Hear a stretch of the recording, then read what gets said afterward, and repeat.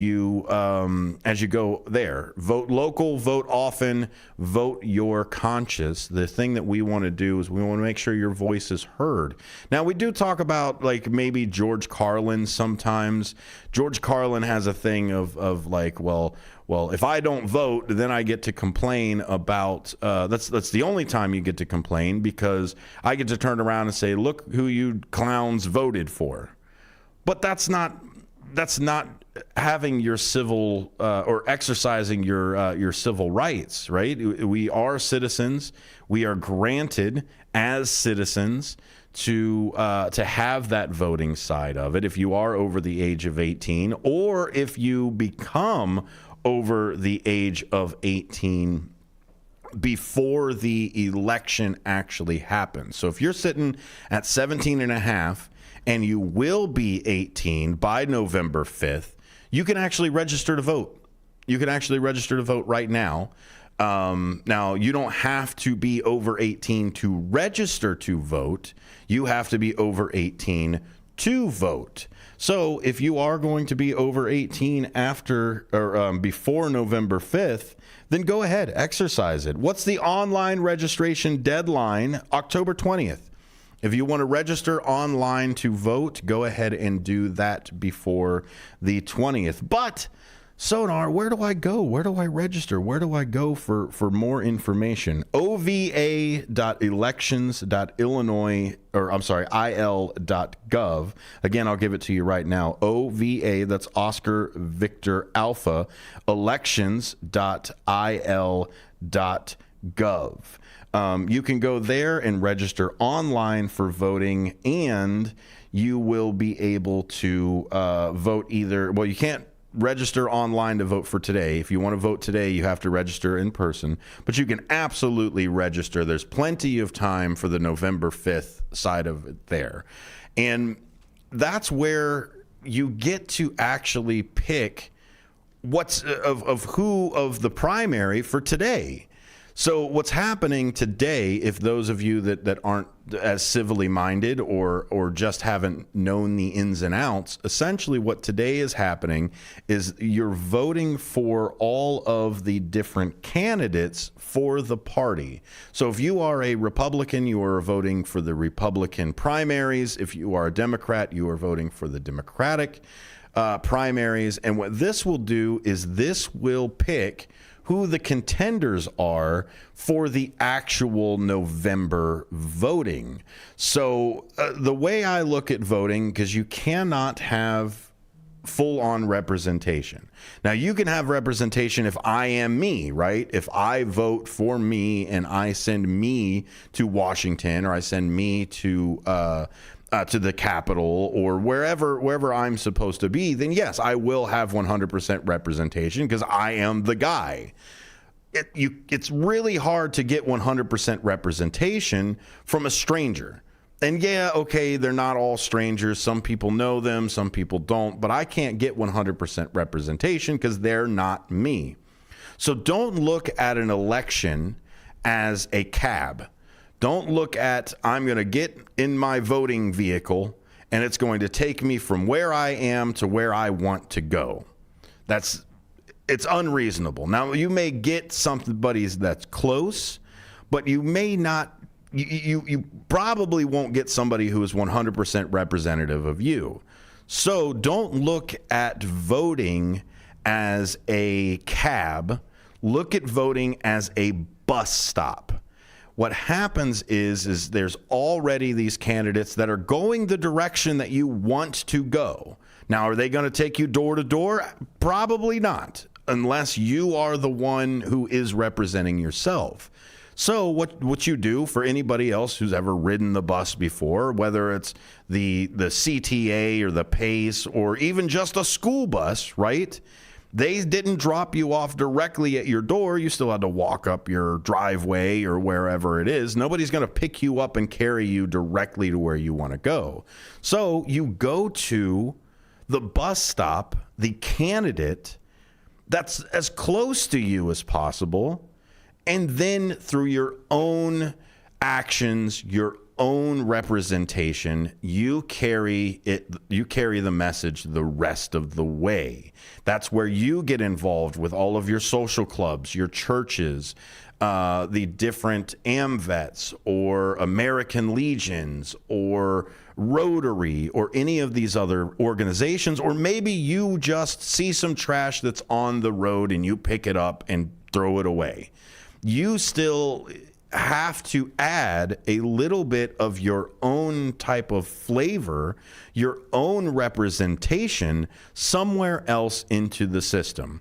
Oh, but Sonar, this shouldn't just be a vote every couple of years and then take my hands off the wheel and then wait for the next person to tell me who to vote for, et cetera, et cetera.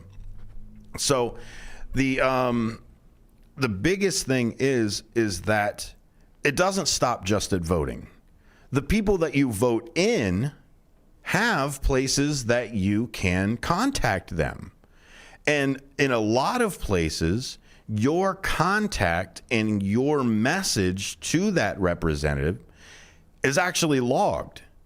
It's actually written out to where this person called the senator, the representative, however you want to phrase it, or whatever position that they're on, that then was brought up, and now they have ammunition to go to the committees and say, hey, this is an issue that my constituents are calling me about. I just had 15 calls today about this one issue.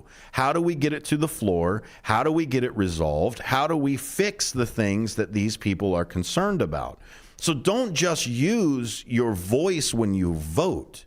Don't just turn around and say, oh, well, I voted. I did my voice. Now, by all means, that's the minimum.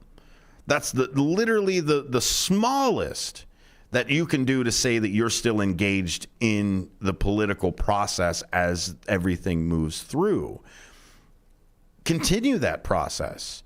We had the Kane County GOP in yesterday. Mark did. It was a phenomenal interview in the fact that we got to hear the voices of that representative group. So whether or not we agree with everything or do agree with everything or whatever, they are actively trying to fix something, trying to fix an issue, trying to continue their civic duty of not just voting, of moving forward. And this is the thing that I always say all the time. If you do not like the speech that somebody has, if you do not like the view that somebody has, add your own view back into the mix.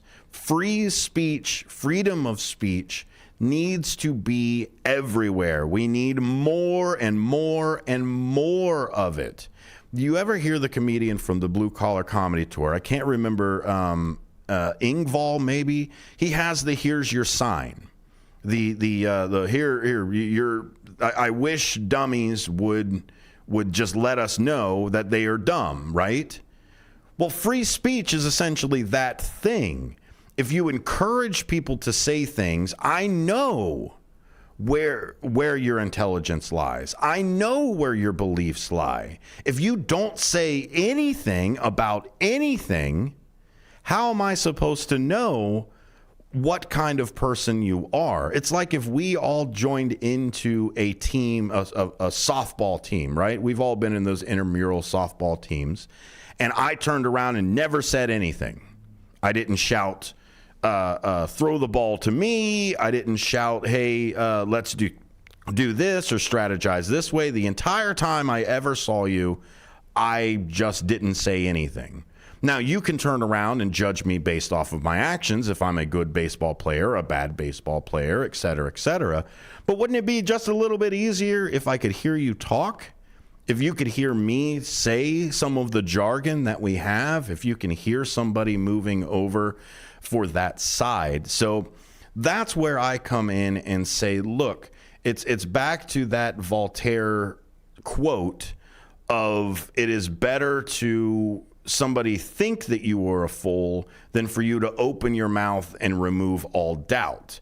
Now, that's the negative connotation of it, but honestly, it's that same kind of way. You want people to feel like they can express their ideas, so then you can have a discourse about it, have an actual conversation about it. How do you believe? What do you believe? What are your actions versus what do you trying to say? So somebody who's trying to talk to us right now is on the phone right now. You can call Studio 14, 847-931-1410. Hello, caller. You are on the air. Good afternoon, Sonar. It's Scott from Bartlett. How are you today? Hey, Scott from Bartlett. I appreciate you being over here. You got your voting sticker yet, sir? Yeah, I voted early this morning. Hey, there you go. Did you do it in person, or did you fill out a form and send it in and drop it in the mail? No, I'm an old guy. I'm 63, and I'm really old school. I still like to go and and that's just our civic thing. Whether you're right or left, or like you were saying, it's a very good topic you brought up. Not to always bring up about the former president, which you think about is the latest thing yesterday when I think it was yesterday when 30 insurance companies would not guarantee him bail. Yeah, that's a thing that came up. There was quite a few things along that side. What they essentially said as a reason, the Trump team essentially said as a reason, I believe, and I've got to look it up. I think I read it on CBS, but if he says he is liquid to pay off the almost $400 million. In other words, he lied again. Yeah, well, I mean, it's there. He's a politician. He can embellish a little bit here and there, but the issue is that if he was to pay all of that money, then he would not have any capital for regular everyday expenses. So this is the issue that a lot of people have said, even with the Joe Biden, well, billionaires need to pay their fair share. Well, all income, regardless of what it is at 20% anyway. Now, can I get a yacht tax or whatever else, like to lower that effective rate as it goes? But the biggest issue is somebody like Elon Musk or arguably Donald Trump that both of them claim that they're billionaires, is they're not billionaires in the sense of they make $1 billion every year. They're billionaires in the sense that if they were to liquidate everything that they own, now they're billionaires. So I will give Trump a little bit of the benefit of the doubt. I haven't seen his financial records. God forbid he asked me for mine. I wouldn't be able to produce it either, of all the assets or debt or anything else I've got, without bringing a CPA or anybody else that's over for it. So I could see where that thing is. But let me ask you a different question, Scott. In the military, I had to have a secret clearance. And in the military, I could not get that secret clearance if I was overburdened in debt. And you could assume why that would be. Somebody could turn around and say, oh, well, Sonar, you're $150,000 in debt. There isn't any possible way that the military is paying you enough to get you out of that debt. Why don't I give you $200,000 and you just give me, maybe these 5 or 6 pieces of paper, nothing too big, just a couple pieces of paper, right? So right there, with an exorbitant amount of debt that somebody owes, right there, that puts you in a security risk. Do you have any thoughts about that? Well, I did 3 years in the Navy, and I'm proud to have a nephew. Hoo-yah, Navy. I'm sorry? Hoo-yah, Navy. Yeah, thank you. And proud my nephew is a SEAL, retiring in June after 20 years. That's kind of a touchy subject. I mean, you're right. I'm proud to have served. That's why I would really, one of the things that, and not to get off your question, but things that bug me, I know so many veterans. I was 78 through 81, so it was peacetime, and it was 3 years, which I'm grateful that I was able to serve. But when I see the veterans out at McDonald's, I'll always either try to buy them a cup of coffee or always salute them and say thank you. And I don't understand how any of us veterans could vote for that man who said what he said about us who serve that are losers and suckers. And that Sonar is one of the things. I mean, you could go on and on about this man, but that right there is a slap in the face to people who were World War II, Korea, Vietnam, and currently serving. That, to me, and I know there's righties that are listening, I'm sorry. How can someone accept that? Well, I think the biggest issue that we've got, and you and I have discussed this before, Scott, of a siloed messaging system. So what happens is whether it's blue or red or mainstream or independent or whatever, there's always a bias in everything that you watch. Even right now, my bias is to continue to get people to listen and talk and advertisement and blah blah blah as it spends.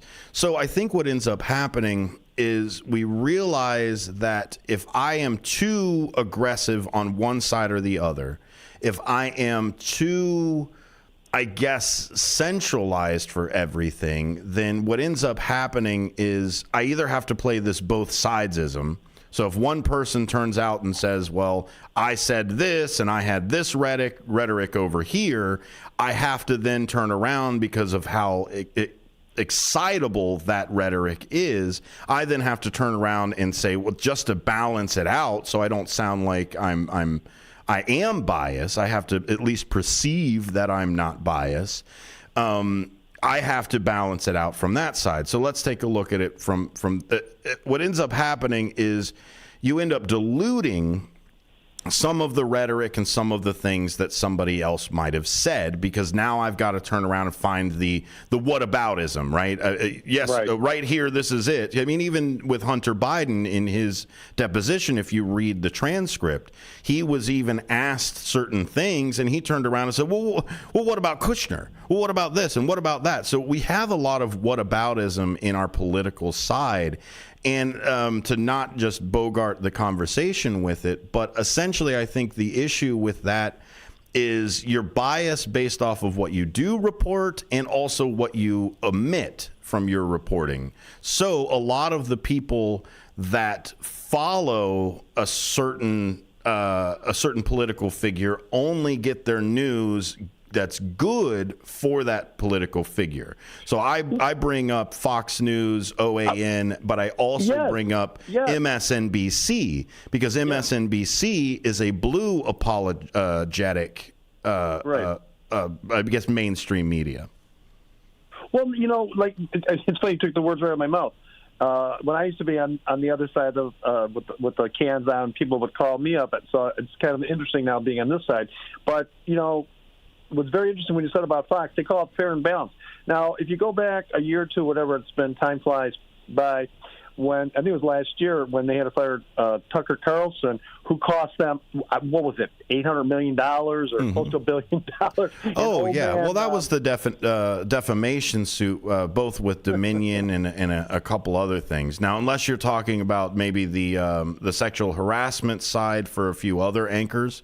Well, it just came out. You know, it just came out this morning. I don't know if you caught this. You know, current news happens, you know, around every hour. Now, Mr. Trump is going to sue George Stephanopoulos on ABC because supposedly in Stephanopoulos, I don't know the correct Greek, for all the Greeks out there, I love the Greeks, Stephanopoulos. When he had on the gal from Nancy Mace from South Carolina, now Trump, because you know he's dire straits for money, is now going to put another lawsuit, and you know that they'll get thrown out of court because, okay, so technically he wasn't a rapist, he was a sexual abuser, but I quote the judge saying he raped her. So, yes, you know, he used the quotes. The quote, yeah, he used the quote directly from the judge himself, and I think even at that point the judge kind of stepped a little bit over because they need that charged word, they need that rape word. That's for it. I got to get to another caller, Scott, but thank you very much for sitting with me. Appreciate it. Hello, caller. You're on WRMN 1410. Anybody else that wants to call, go ahead and give us a call at 847-931-1410. Hello, caller. What's your name? I'll give you three guesses. Is it Bendemonium Boquist? right off the bat. Oh, yes. Hooray. My Sonar technician ears do not fail me. So let's bring you on about this, Ben. We did talk about Nancy Mace back when she was all over the place. I would say a couple months back when she was just, for some reason, just on every single news outlet. What do you think about the interview, first off, and secondly, what do you think about I guess the defamation suit? And then we'll leave you taking us to break. You're talking about Nancy Mace did an interview? Yeah, so Nancy Mace did the interview with George Stephanopoulos, where you remember that one where he essentially said, you are a rape victim. How can you support somebody who has been found liable for rape?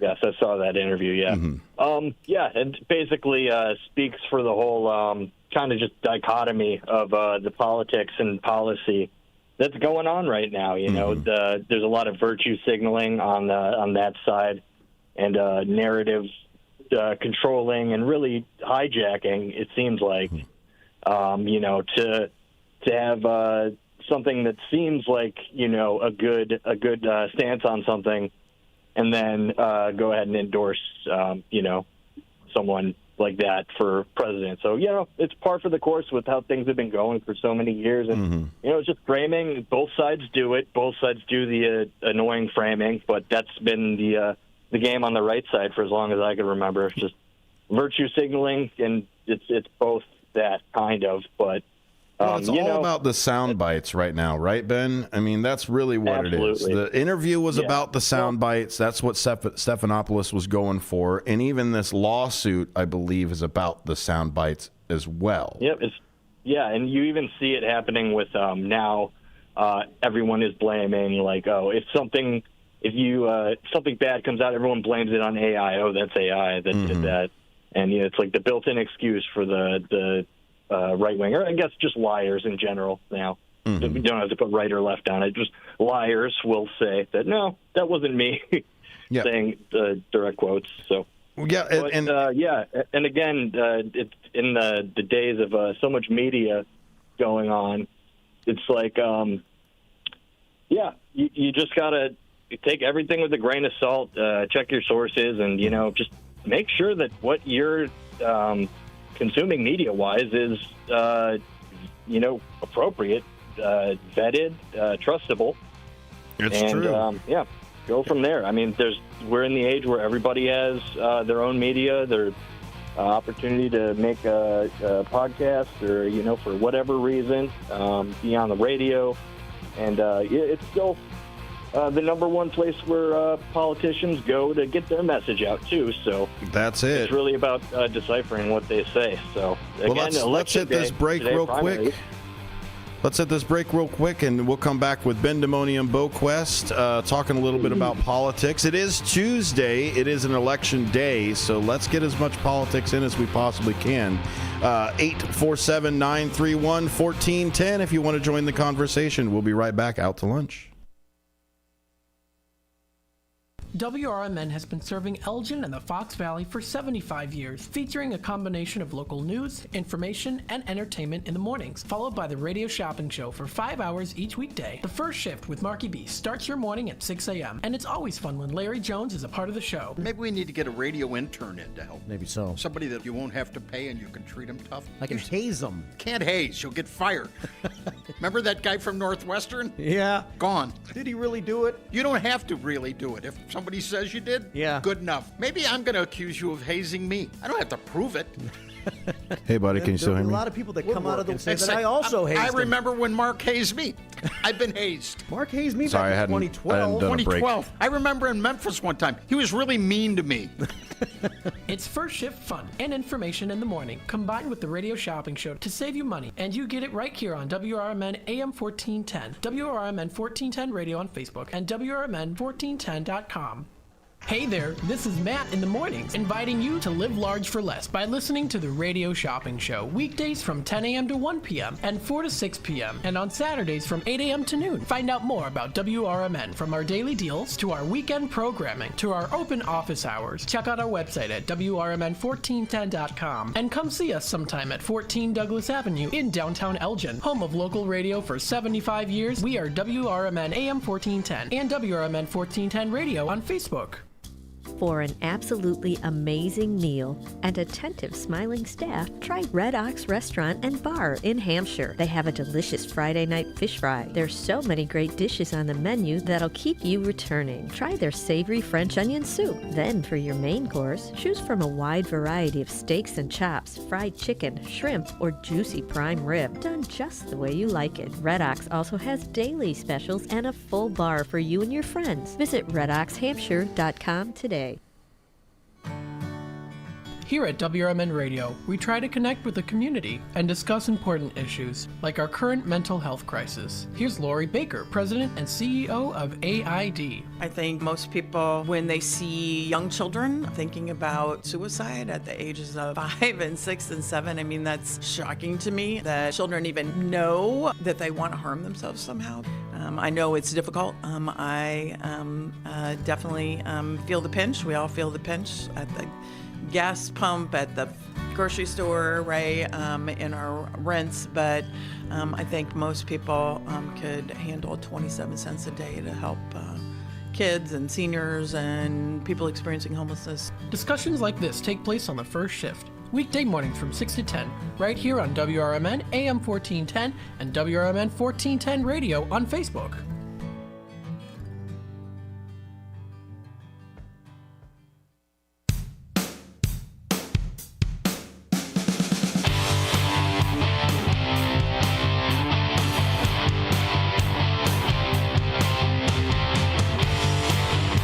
Welcome back to WRMN 1410, the voice of the valley, the talk of the town, the home of radio shopping. That's right, the home of radio shopping. Top 10 Tuesdays right now. Beef Villa at number 1, $10 value for $5. JoJo's Diner in Schaumburg, $25 value. You can get it right now for $11. All of the savings. The third one, Golden Corral, Bloomingdale, $15 value. That's right, for half off, $17.50. If you want to order it online, go to WRMN.com or WRMN1410.com, or you can always call the Redemption Center 847-741-7700. Matt is standing by. I like to say callers are standing, or callers are standing by, or I guess the people who answer the calls are standing by. But we've got Matt, who will also be on the air for a drive time deal with Matt McNeil. So if you want to give a testimonial over the air or anything like that, you can call in the studio, 847-931-1410 from 3 to 6, and he'll go ahead and put those deals in there. Which one are you going to pick? Beef Villa, JoJo's Diner, or Golden Corral? Oh, I see a Ray's Family Restaurant in Elgin sitting right there. That's right, WRMN broadcasting live from Elgin on 1410 AM. But you can take us with you. Take us out to lunch. WRMN1410.com, like I said. YouTube Live at WRMN Radio, or the app on Google and Apple. I've got on the phone with me right now, that's right, it would be the Bendemonium Boquest himself. Thank you, sir, for once again being on the air with me. Great day to be on the phone on the radio. It is. We had another caller that was just on during the commercial break and didn't stick around to come and join the conversation with us. Go ahead and call back. Call back anytime, 847-931-1410. Ben, let's look a little bit about the primaries, sir. It is election day. You can go to Ballotpedia, which you push all the time for ballotpedia.org, where you can actually look at I don't want to say a fake ballots. Let's call it a practice ballot. You can look at a practice ballot and see what it would look like and who would be on it. But NBC Chicago has a list of everybody who's running in the primary. Yeah, no, it's amazingly simple these days to figure out what a sample ballot would look like. Ballotpedia is one reference I love to use. Talk about them on News for You, ballotpedia.org, a great place to really, they have a easy tool. It's a search bar. You put in your address. It'll tell you exactly what to expect on your ballot. Give you a sample ballot is what they call it. That's it, sample. That's a much better word. These days, you could really, it's easy to figure out if you're registered to vote. Just lean on the internet a little bit, and because of that, it makes people more assured that they know, that's a big thing that keeps people away from voting is just the whole, I got to figure out where my voting precinct is and if I'm still registered and all that stuff. And that's why we're living in a great time that you don't have to worry and deal with all that anxiety because it's all easily findable. You could do your research beforehand and make your decisions on who you're going to vote for. And in today's primary, there's always a bunch of other elections and candidates besides just the presidency. But in bringing that up, this primary is interesting because it's obviously the two front runners of Joe Biden and Donald Trump. But a big initiative has been to vote, even if you may know who you're voting for, once the time that the top two candidates are chosen. It's been a big initiative to vote either non-committed or for someone who maybe you don't think has unfortunately the chance to win in this election, so because of policies according to all of the delegates that the two presidential candidates have already received, they already are the party's primary, or they are the party's representative. So it's just a thing of how everything's set up. So if you are voting in the Republican primary, you'll also see something odd where you'll actually see Chris Christie's name on the ballot. And a lot of that is because he was already registered for it. So you remember the Colorado and Maine decisions to keep Donald Trump off because of the 14th Amendment. They needed to make those decisions quickly because they had to start printing the ballots and had to start essentially laying down the infrastructure. So here in Illinois, one of the blessings that we have, like Ben was talking about, is if you aren't registered to vote, you can register in person today. You just bring your ID. I believe if you have it, bring your voter card, and they'll be able to literally register you at the exact same time that you're ready to vote. So we're lucky here in Illinois that in case you did get kicked off for some reason, or they turned around and said all of these registrations that don't have the signature right on the line, maybe it's an inch up or off to the side, well, we're just going to get rid of all of those. So if you think they don't do that, look at Texas and Georgia and a couple other people where they just purge ballots. So luckily here in Illinois, we're able to actually register the day of. So that really helps. So what do you think about Christie still sitting on the ballot? Do you think he is going to be part of that protest vote? Absolutely, yeah. It's part of the process of voting where, there are so many people who feel obligated to vote, for it's either Biden or Trump. But this is a good metric and a good opportunity for people to say, hey, we want more challenge or more candidates. Well, and this is where the non-committed vote that happened in Michigan really started to open the Biden camp's eyes with how upset the Muslim community in Michigan, or at least Palestinian sympathizers.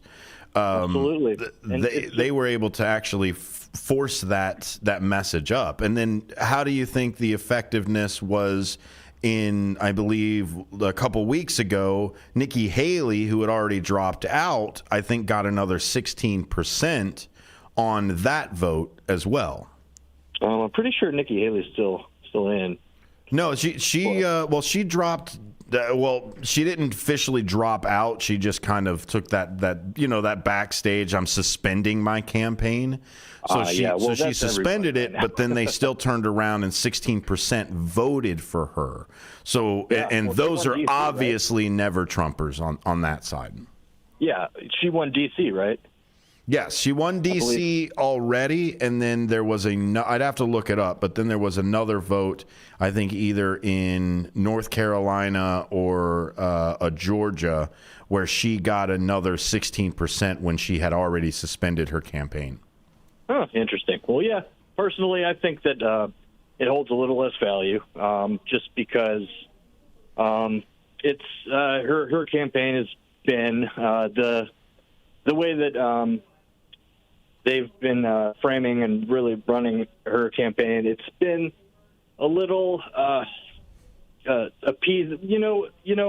I would just say, liken it to the difference between the old school Republicans that we grew up with hearing, just as ridiculous, and then they just they have a little bit better of a filter to to let you basically shut up the things that people like about Trump, which is that he sounds like a regular guy, like he's just the crazy guy on the couch, your crazy uncle. Oh, that's exactly what my crazy family member would say about Well, I think it's back to the beer. Politics. So that's what's his allure. That's his allure to his people. And if you take that away from running a race and then just still kind of have the same points, it's interesting. But I think still to bring it back to voting for anybody in the primaries, that's really where you people let their voice make their voice heard. That if you really would rather not vote for Trump or Biden, then vote for somebody else. And, regardless of the outcome, that it says something, and it can change policy, and it could make stuff more positive. And, just letting people know that that the status quo is always changeable in a democracy. So you're absolutely right. At the beginning, in the onset of the show, or at least my part of it today, we talked about how voting isn't a taxi, it is a bus stop.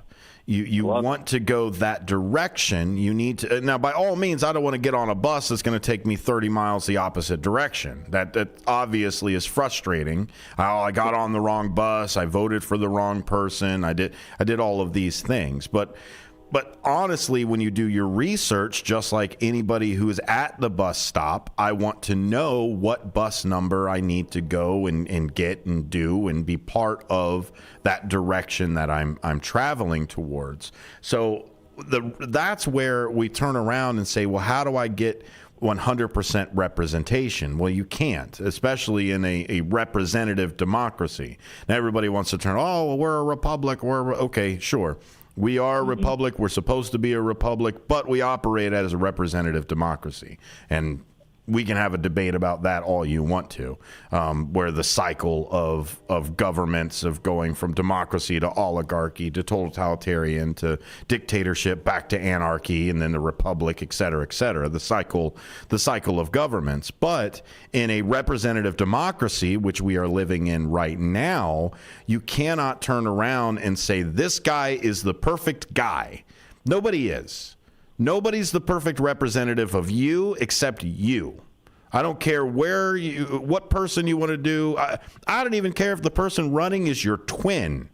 Nobody represents you better than you. So go out there, find a candidate, find a delegate, find a organization or a cause or a law or something that partially represents you or that you agree with in the majority aspect of it. Here's the question I have before we leave, Ben, is what about single issue voters? What are your opinions with, oh, nope, can't vote for that person because of this? And it's like, well, what about the 5 other things that are not that thing? Well, it doesn't matter. That one thing is it. That's why I can't vote for them.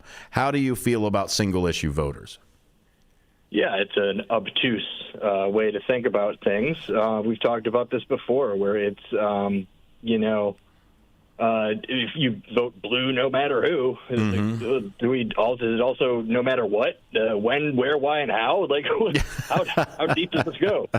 Like, it's pretty crazy to put all of your electoral thoughts and really your vote behind one single issue. The thing about politics is that you have to compromise. Yes, that's what it's all about. And the only thing we should agree not to compromise on is our rights and giving away our rights. Yes. And all those things are pretty well documented in the Constitution, I like to believe. Yeah, or giving away rights from somebody else. Because here's the issue, is you and I have talked about this before, either on air or off air, is when I vote to take someone else's rights away, I'm taking that right away from myself as well. And that's not what I would consider anybody who calls themselves the party of freedom, the party of personal responsibility, the party of democracy, the party that saves the whatever. If you take away rights, how are you the party of freedom? How are you the party of democracy when you want to remove the freedoms that have already been established? You should be turning around and trying to find more freedoms for us to have instead of restricting the freedoms that we've got already. Absolutely. Yeah. It's a balance, and you just have to have those hard line boundaries about what you're going to accept as a voter, and realize that there's compromise always with, between policies and candidates that are running. But I think the hardline issues are something that needs to be considered, because it is how people think. Maybe just if we focused on more type of causal things instead of just scare tactics. It's easy to be scared with today's media and everyone saying this and that and likening everything to a bloodbath, which we could. I don't know if you talked about that story yesterday, but that was dominating the news just about over the weekend, and a couple shows I produced over the weekend were talking about it as well.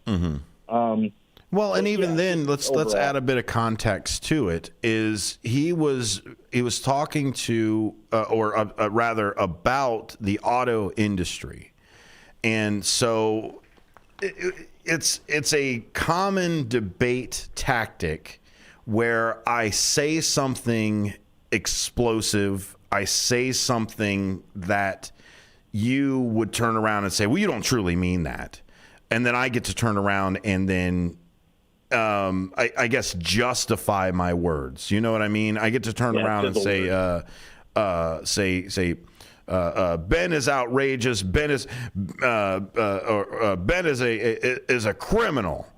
And it's like, well, wait a minute. What do you mean by that? Well, he is accused of the crime of looking too good. it's like, well, wait a minute. You just started out with this explosive thing, and then you're going. It's not necessarily backtracking. It is what I really meant was this. And if anything has happened over the course of these election series, both for Biden and for Trump, we have a lot of people who translate for these people. We have a lot of media outlets that translate for both of these presidents. And I think that's where the danger really lies, is we can no longer take what a president says verbatim. We have to interpret. We have to assume. We have to... No. If the president says that word, I shouldn't have to come back and find the esoteric meaning of that thing. I should be able to take what you have said and use it to convey a message, not necessarily use it as a political cudgel to turn around and beat you over the head. Oh, you said this, you said that. But the issue is that our president should probably use the words that they intend to use instead of hyperbole or egregiously vague vernacular. Yeah, unfortunately, it's how everybody acts these days. Vague, and it's a confusing time for politics, and knowing who to vote for and why, and what their motivations are and what yours. I think most people should understand what their motivations are, and just being true to that is all you can do. So hopefully, we just get into a system where the people with bad motivations are reprimanded and kept from getting to that level. We just need to come together and compromise and vote. Yes. Well, and you know what it is voting is a big cornucopia. It is a big buffet of all of the different people that want to get into it, especially here in the primaries. So look it over. Look what you've got. Speaking of the buffet side, Ben, Golden Corral Bloomingdale, right here on Radio Shopping, WRMN 1410. $15 value for the Golden Corral at $7.50. What do you get at the Golden Corral? Are you an all starch all the time, or are you like, hey, I've got to have some of the meats or have some of the potatoes? You know, they got. I love a good buffet. Mm-hmm. And you knew I had my answer queued up already. As soon as I hear Golden Corral, the last time I was there, they had this awesome macaroni and cheese pizza, there it is. Which is a great combo. You go down the pizza section and see a taste of that. Usually they got some good pizzas, random toppings. As I said, the macaroni and cheese one is good. And then sometimes they'll have really good barbecue stuff there, so that's what I'm going for.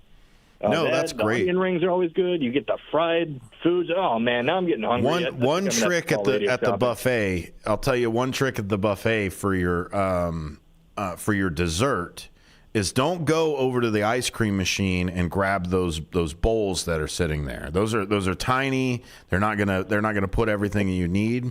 Go to the soup section and go grab the soup bowl and use that as your ice cream bowl right there. You obviously the swirl. I mean, who gets only chocolate or vanilla when swirl's available? Come on. That's why they have the swirl that's in there. So if you want to go to Golden Corral Bloomingdale, if you want to take WRMN out to lunch with you, $15 value for $7.50 right now, WRMN1410.com. That deal will be right now at the Redemption Center, 847-741-7700, or at 3 o'clock today, you can talk with Matt McNeil and order it right there and tell him if you would rather have the chocolate, vanilla, or the swirl. I mean, we're going to make fun of you if you don't pick the swirl. But I mean, why would you go both sides when we can compromise, right? You mix it together, man. Hey, it's ice cream at the end of the day. vanilla or chocolate. If those are your flavors, you're kind of a loser, I think. Ben, where can people find you on the internets in case they want to praise you for your intellect or yell at you for being such a big dummy? You can find all my sprinkled Sunday edition hot fudge and all my beautiful Sunday bar type of material, my ice cream opinions and all that stuff at Bendemonium. Email me. Shoot me an email at benboquist@multiformat.net. I could do your podcast with the network here. And, obviously I'll be on this show Wednesday, Thursday, Fridays, primarily 1410 WRMN, the talk of the town. So thanks for having me on, man, and thanks for giving me this opportunity for the shout-outs. Yeah, absolutely, buddy. I will see you probably later today. Thank you, sir. Awesome. Anytime. That was Bendemonium Boquest. Find him on X at Bendemonium. My name is Dennis Sonar Green. You can find me at Sonic Engineer at the X as well, formerly the Twitter. That's there. You can find WRMN out there on the internets as well. Go ahead. They're worth a Google. Or I'll tell you what, speaking of Google, we've all got those nice smart speakers that are there. Just look at it. Look at it and say, hey, smart speaker, play WRMN. It knows who we are. It knows where you can go. It knows how you can listen. WRMN1410.com for any of the radio shopping show information. Peruse our inventory. Buy it. Have us send it to you, or come over to 16 Douglas for the Redemption Center and come talk to us. This is the end of Out to Lunch. We'll be back tomorrow at noon. Matt McNeil, Drive Time Deals from 3 to 6. And, of course, First Shift with Marky B, 6 a.m. to 9 a.m. every day here on WRMN 1410, the voice of the valley, the talk of the town, and home of Radio Shop.